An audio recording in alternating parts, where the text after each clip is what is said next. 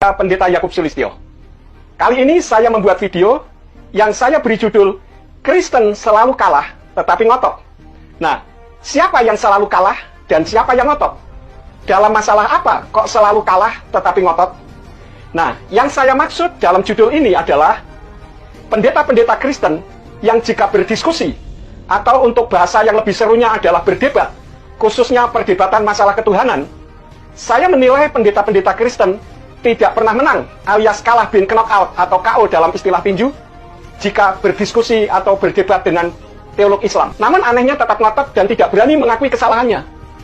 Dan dalam pandangan saya, hal ini sebetulnya sangat memalukan. Sebetulnya, hal itu bukan dikarenakan pendeta-pendeta Kristen itu bodoh, sama sekali tidak. Melainkan karena mengungkapkan kebenaran dari terjemahan kitab yang tidak benar. Dan kawan semuanya, sudah terbukti bahwa dalam perdebatan ataupun diskusi yang namanya oten, orang-orang Kristen itu jarang sekali bisa menang, bukan jarang lagi, bahkan dalam sejarah belum ada yang bisa menang melawan kaum muslimin. Kenapa? Karena mereka mengandalkan kitab terjemahan, sedangkan orang Islam mengandalkan kitab asli.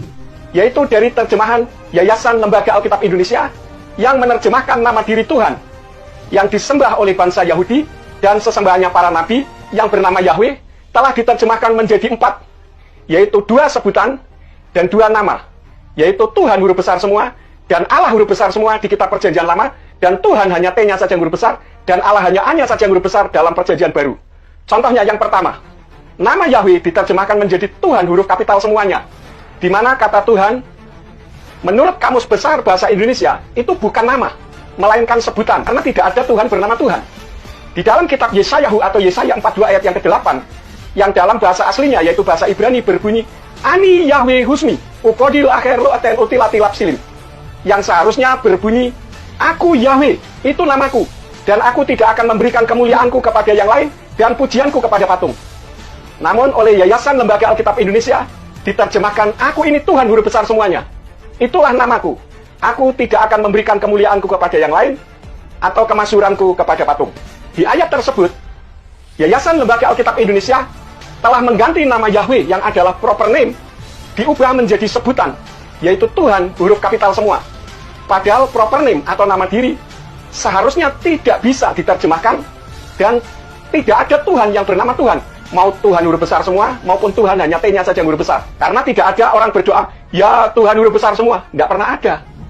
Contoh nama diri yang tidak boleh diterjemahkan adalah saat para mahasiswa membuat skripsi, tesis atau disertasi, saat mengutip sebagai objek maupun logjik maupun daftar pustaka dalam karya tulisnya, nama penulis yang dikutip dari buku karya tulisnya sebagai narasumbernya tidak boleh atau dilarang mengubah maupun menerjemahkan. Namun apa yang telah dilakukan oleh Yayasan Lembaga Alkitab Indonesia seolah tidak merasa bersalah dan dianggap tidak bermasalah, padahal jika berdiskusi telah terbukti menyebabkan kekalahan telak seperti judul video ini. Jadi judul video ini tidak mengada-ada. Itu yang pertama, di mana nama Yahweh diubah menjadi TUHN huruf besar semua. Yang kedua, Sumber asli dari agama Islam itu jelas sekali, Al-Quran dan Al-Hadis itu semua bahasanya masih bahasa asli, masih original. Jadi ketika mereka menjelaskan sesuatu ya kembali kepada original. Sedangkan orang-orang Kristen itu tidak, mereka kembalinya kepada terjemahan. Yang kedua, nama Yahweh oleh Yayasan Lembaga Alkitab Indonesia diterjemahkan menjadi Allah, A-L-L-A-H huruf kapital semuanya. Padahal Allah itu nama sesembahannya umat Islam yang harus kita hargai dengan tidak disebut-sebut dalam kekristenan.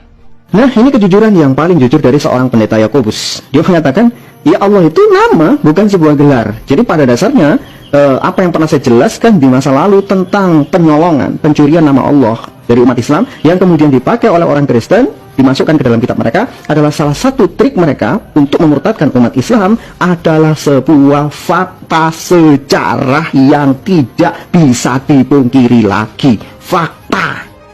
Karena antara Kristen dan Islam memang berbeda, totally different. Nanti saya tunjukkan bedanya. Tapi kan bukan berarti perbedaan itu berarti bermusuhan. Saya dan pemirsa juga beda.